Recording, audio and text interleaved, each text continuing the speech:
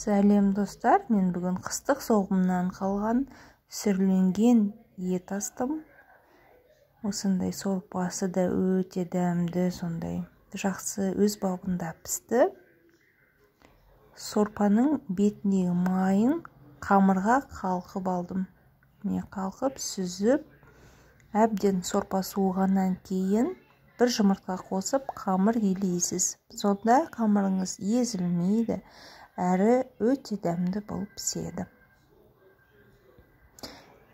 Әрине өте жақсы иі қану керек, жақсы жайылады сонда.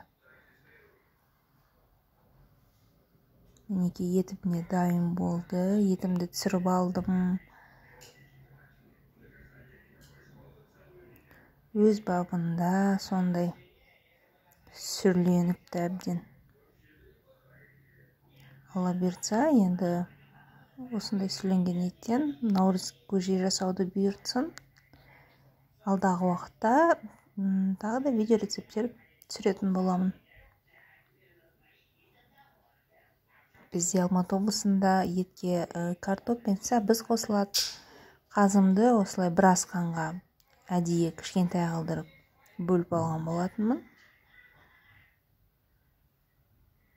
Мінекей етіміз дайын, 4 адамға арналған ет табақ.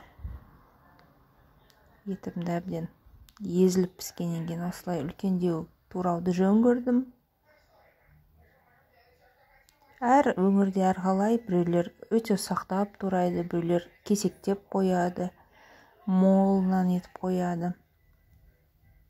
Бізде әрқалай, кейде ұсақтап тураймыз, кейде үлкендеу тураймыз. Енді әбден езіліп піскеннен кейін үлкендеу турауды жөн көрдім.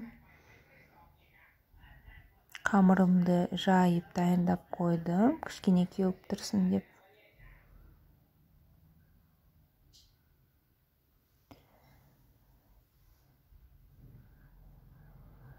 Мінекей бәрін турап болдым. Енді өне жалды турап жатырмын.